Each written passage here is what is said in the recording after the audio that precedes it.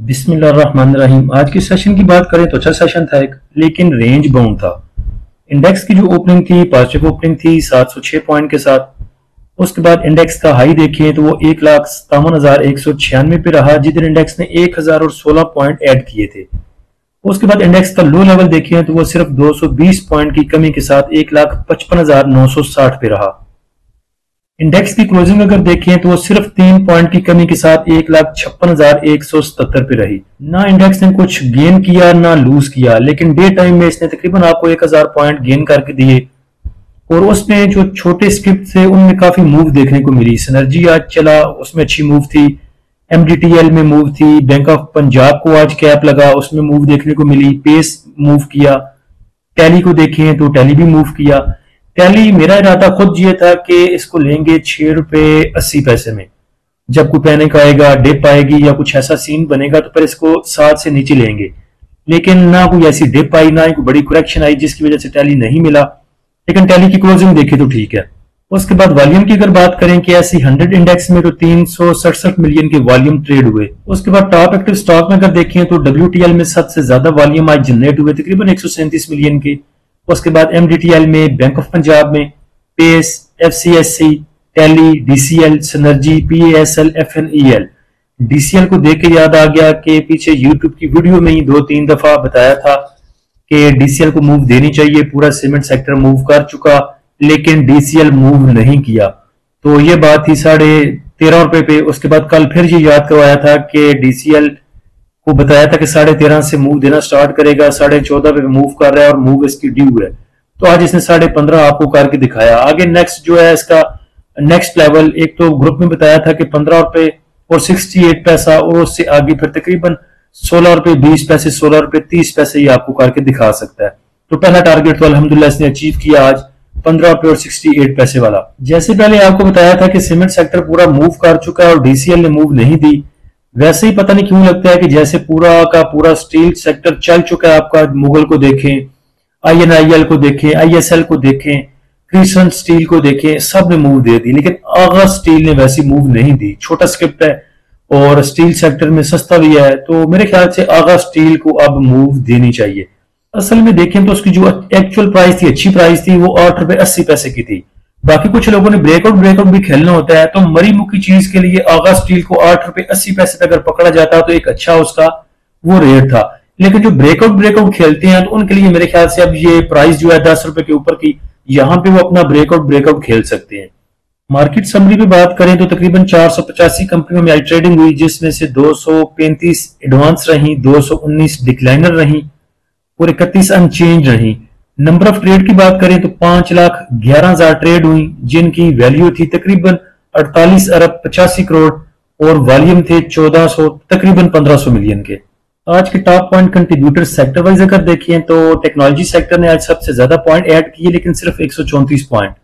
उसके बाद देखें तो सीमेंट सेक्टर में थोड़ी सी मूव थी। Real estate, automobile, textile, food, property. और नेगेटिव साइड पे अगर देखें तो सबसे ज्यादा पॉइंट लूज किए ऑयल एंड गैस एक्सप्लोरेशन कंपनियों ने। उसके बाद power generation, commercial banks, oil and gas marketing companies, fertiliser, engineering, glass, miscellaneous. Top point contributor stock wise अगर देखें तो सिस्टम ने सबसे ज्यादा पॉइंट ऐड किए 125 पॉइंट। उसके बाद luck, bank of Punjab, TPLR, साजियो, KTML, TRG, जाबदान और MLCF। नेगेटिव साइड पे देखें तो हपको, MEBL, PPL, OGDC, UBL, PSO, मारी, MBP, AKBL। टेक्नोलॉजी सेक्टर को देख के याद आया कि टेक्नोलॉजी सेक्टर में आपका सिमेट्री भी कुछ ना कुछ मूव दे चुका। नेक्स्ट मूव अभी सिमेट्री की बाकी है। उसके बाद देखें तो सिस्टम मूव दे चुका, एवीएन भी मूव दे चुका कुछ ना कुछ। ऑक्टोपस ने भी मूव नहीं दी, तो ऑक्टोपस लग रहा है कि तकरीबन 60, 61, 62 करके आपको दिखा सकता है इंशाल्लाह नेक्स्ट कपल ऑफ डेज में। उसके बाद एक चीज देखें, माइंड में रखें कि डेली ट्रेडिंग करनी जरूरी नहीं होती। लाजमी नहीं है कि आपने वेलने में बांध देनी है।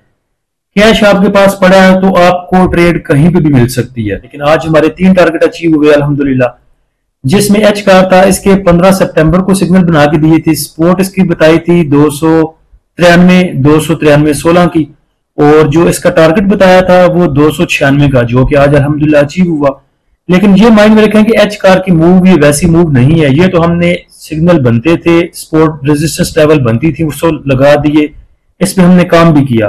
लेकिन जो एच कार की मूव अभी रियल वो बचती है, जो कि होगी इंशाल्लाह 307, 318 और उसके आगे लेवल होंगे।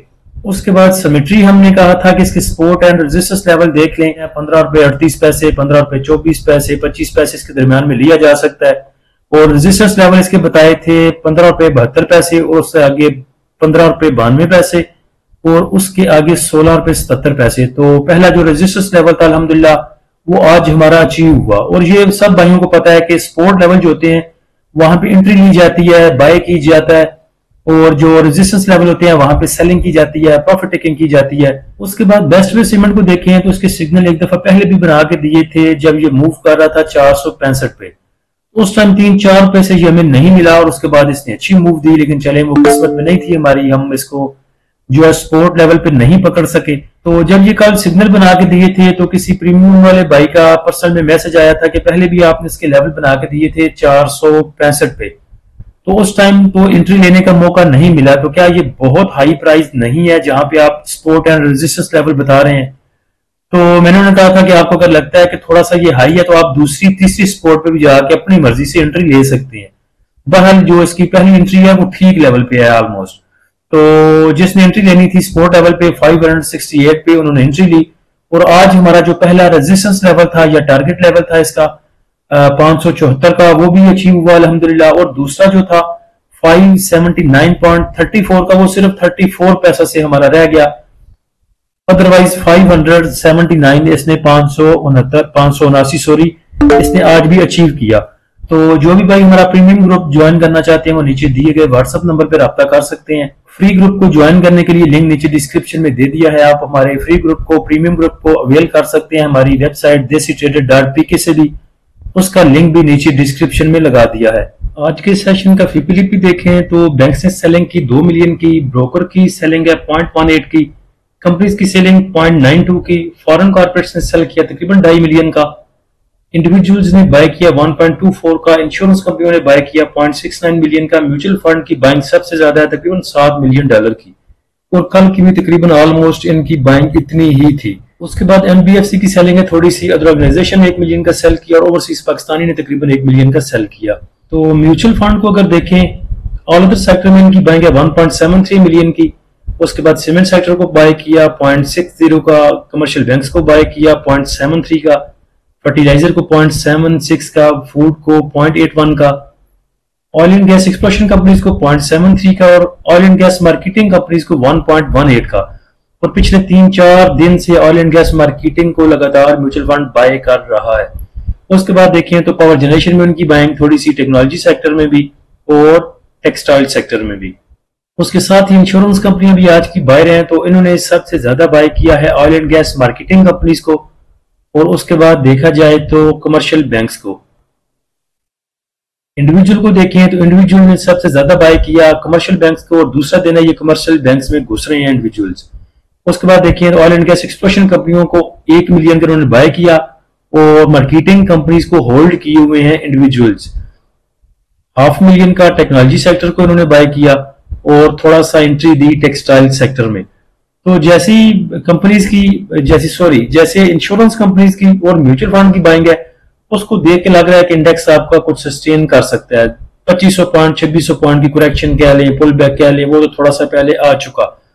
तो अगर इदारे आपके बाइंग पे रहते हैं तो फिर आपको कोई टेंशन नहीं होनी चाहिए कि इंडेक्स नीचे जाना है कि ऊपर जाना है। हाँ, जब इदारे सेल करेंगी और आपका इंडिविजुअल बाय करेगा तो फिर एक वर्स कंडीशन हो सकती है, या फिर कोई आपका फॉरेन कॉर्पोरेट्स कह लें या बैंक्स कह लें वो प्रॉफिट टेकिंग करें ठीक ठाक, तो फिर थोड़ी सी करेक्शन आ सकती है। Oil and gas marketing companies को देखें तो इसमें ब्रोकर है, साथ में देखें तो इंश्योरेंस कंपनियां हैं, उसके बाद म्यूचुअल फंड है और अदर ऑर्गेनाइजेशन है। कमर्शियल बैंक्स पे नजर रखें कि इंडिविजुअल इसमें जा रहा है, कब कमर्शियल बैंक्स नीचे आए और आप उनको बाय करें। और oil and gas marketing companies पे नजर रखें प्रॉफिट टेकिंग के लिए, कब ये ऊपर जाएं और आप इसमें प्रॉफिट टेकिंग करें। बाकी इंडेक्स की अगर देखें तो इंडेक्स के रेजिस्टेंस एंड सपोर्ट लेवल वही है, तकरीबन रेजिस्टेंस 1,56,800 पे, उसके बाद 1,57,200, 1,58,200। सपोर्ट की बात करें तो 1,55,800, 1,55,200, 1,54,500। आरएसआई की बात करें तो ऑलमोस्ट आपकी आरएसआई कल के लेवल के पास है, तकरीबन 72 पॉइंट समथिंग है ऊपर। तो देखें जो चीजें आपको अच्छी मिलती हैं, जैसे ऊपर के स्टॉक पे जिक्र कर दिया 3-4 स्टॉक का, वो मूव आपको देते हैं तो उनमें प्रॉफिट टेकिंग करें। अल्लाह हम सबका हामी नासिर हो। इजाजत दीजिए, अल्लाह हाफिज।